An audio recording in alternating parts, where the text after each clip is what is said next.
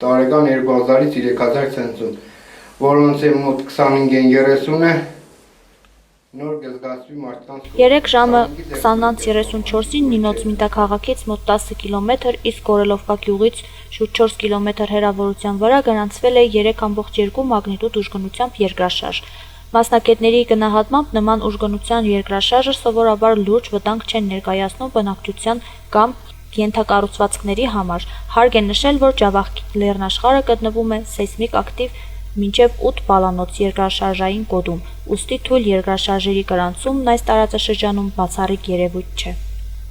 3:20-34 րոպեին Նինոց Մինդայից 10, Գորելովկայից 4 կիլոմետր հեռավորության վրա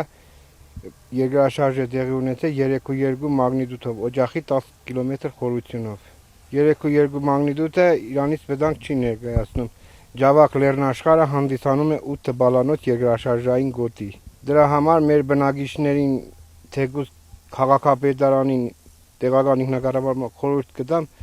բոլոր շենք շինությունները իրենք վերահսկեն եւ համապատասխանեն սեյսմիկ պահանջներին համապատասխան։ Շենք շինությունները կառուցեն միայն սեյսմիկ պահանջներին համապատասխան։ Բջջային կապով, մակտի բջջային կապով տվյալները փոխանցվի սեյսմիկ մոնիտորինգ կենտրոն։